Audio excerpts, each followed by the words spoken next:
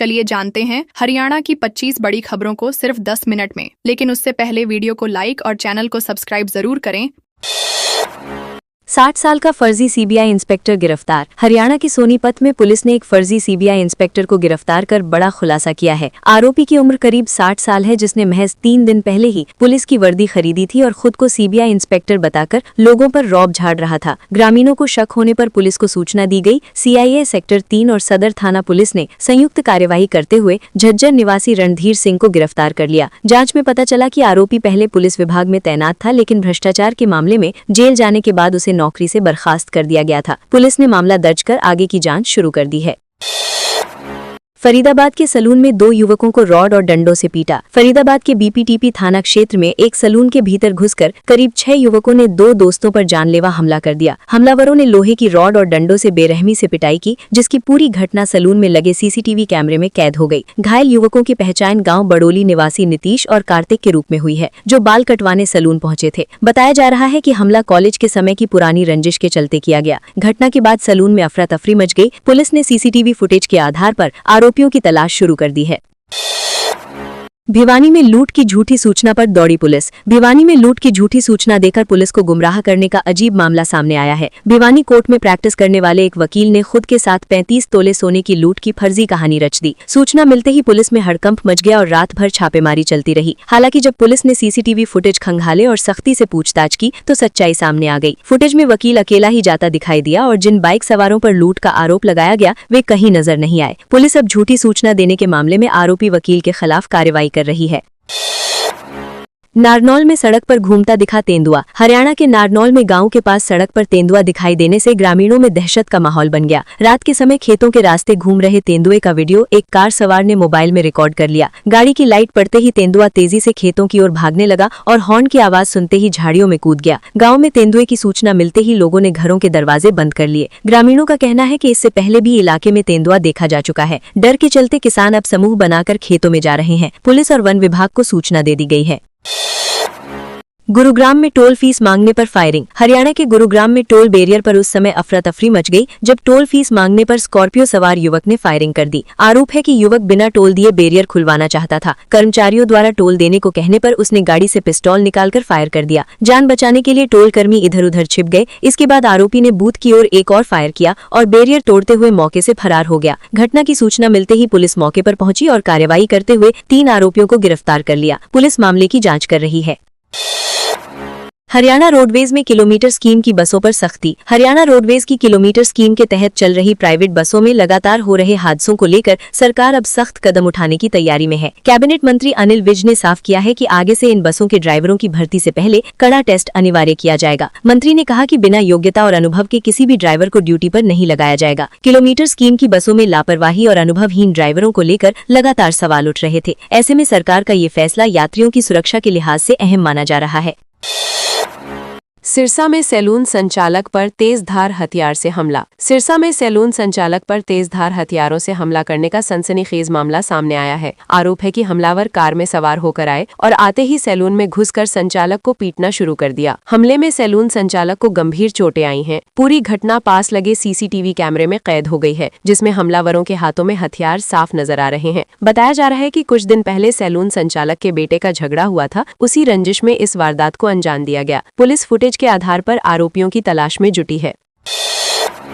सोनीपत में नाबालिग संदिग्ध हालात में गायब। सोनीपत के राई क्षेत्र में 15 वर्षीय नाबालिग के संदिग्ध हालात में लापता होने से इलाके में चिंता का माहौल है। सरस्वती पूजा के दिन दोपहर करीब 2 बजे किशोर भोजन के लिए घर से निकला था, लेकिन देर रात तक वापस नहीं लौटा। परिजनों ने आसपास तलाश करने के बाद पुलिस को सूचना दी। शिकायत के आधार पर पुलिस ने अज्ञात व्यक्ति के खिलाफ मामला दर्ज कर लिया है। परिजन बिहार के रहने वाले हैं और पिछले 8-9 वर्षों से जाखौली गाँव में रह रहे हैं। पुलिस ने मामले की विशेष रिपोर्ट उच्च अधिकारियों और मजिस्ट्रेट को भेज दी है और किशोर की तलाश के लिए टीमें गठित की गई हैं।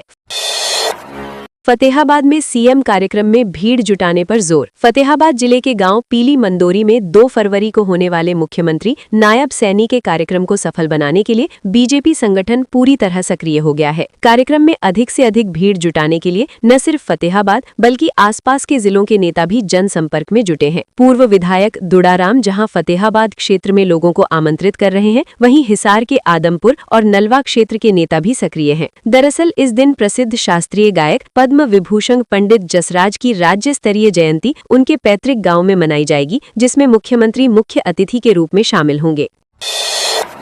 झज्जर एनकाउंटर मामले में 2 युवक रिहा। झज्जर के बहुचर्चित एनकाउंटर मामले में बड़ी राहत देते हुए पुलिस ने जांच के बाद हिरासत में लिए गए दोनों युवकों को रिहा कर दिया है। विशेष जांच टीम की जांच में ये मामला तथ्य की भूल पाया गया। पुलिस ने अदालत में आवेदन देकर पूरे घटनाक्रम को मिस्टेक ऑफ फैक्ट बताया, जिसके आधार पर कोर्ट ने नीतीश उर्फ काले और रोहित को रिहा करने के आदेश दिए। दोनों युवकों को 15 जनवरी की रात हिरासत में लिया गया था। ये मामला थाना बेरी में दर्ज FIR संख्या 11 दिनांक 16 जनवरी 2026 से जुड़ा था। SIT की रिपोर्ट में भारतीय न्याय संहिता 2023 की धाराओं 14 और 17 के तहत इसे तथ्य की भूल माना गया है।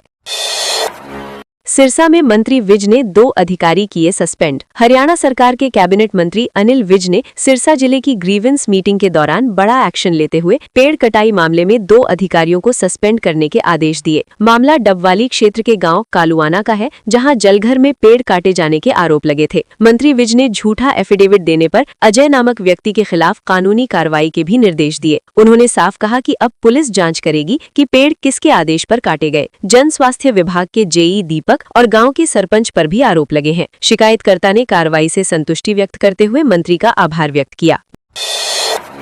1.5 लाख रिश्वत लेता ASI गिरफ्तार। सोहीपत में एंटी करप्शन ब्यूरो ने गोहाना सिटी थाने में तैनात ASI जीत सिंह को 1.5 लाख रुपए की रिश्वत लेते हुए रंगे हाथ गिरफ्तार किया है। आरोपी ASI बैंक फ्रॉड केस में गिरफ्तार युवक के परिवार को जेल भेजने की धमकी देकर रिश्वत मांग रहा था। पीड़ित परिवार ने इसकी शिकायत रोहतक ACB यूनिट से की, जिसके बाद जाल बिछाकर कार्रवाई की गई। शिकायतकर्ता के अनुसार उनके परिजन पवन को बैंक धोखाधड़ी के मामले में गिरफ्तार किया गया था और उसी केस की जाँच ASI जीत सिंह कर रहा था। ACB टीम ने रिश्वत लेते समय ASI को पकड़ लिया और उसके खिलाफ भ्रष्टाचार अधिनियम के तहत केस दर्ज किया गया। फरीदाबाद प्लाईवुड फैक्ट्री में आग। फरीदाबाद जिले के गांव पाखल स्थित dream private limited plywood factory में शुक्रवार तड़के भीषण आग लग गई। आग इतनी तेजी से फैली कि फैक्ट्री का बड़ा हिस्सा इसकी चपेट में आ गया। हादसे में एक मजदूर गंभीर रूप से झुलस गया, जबकि 2 मजदूर लापता बताए जा रहे हैं। ठेकेदार मोहम्मद कासिम के अनुसार घटना के समय फैक्ट्री के अंदर 5-6 मजदूर सो रहे थे। अचानक आग भड़कने से अफरा तफरी मच गई। 3 मजदूर बाहर निकलने में सफल रहे, लेकिन सामान बचाने की कोशिश में अलीम नामक मजदूर आग की चपेट में आ गया। दमकल विभाग ने कड़ी मशक्कत के बाद आग पर काबू पाया। पंचकुला में शराब सप्लायर गिरफ्तार। पंचकुला पुलिस ने अवैध शराब सप्लाई गिरोह से जुड़े एक और सप्लायर को गिरफ्तार किया है। ये इस मामले में तीसरी गिरफ्तारी है। पुलिस के अनुसार गिरोह चंडीगढ़ से शराब खरीदकर अवैध रूप से राजस्थान में सप्लाई करता था। ACP क्राइम अरविंद कंबोज ने बताया कि 4 अक्टूबर 2022 को पंचकुला जीरकपुर बॉर्डर के पास एक लावारिस ट्रक से 667 पेटी अवैध अंग्रेजी शराब बरामद की गई थी। शराब की पेटियों पर सेल इन चंडीगढ़ की मोहर लगी थी। जांच के दौरान सप्लाई नेटवर्क का खुलासा हुआ और अब तीसरे आरोपी को भी गिरफ्तार कर लिया गया है। पुलिस अन्य आरोपियों की तलाश में जुटी है।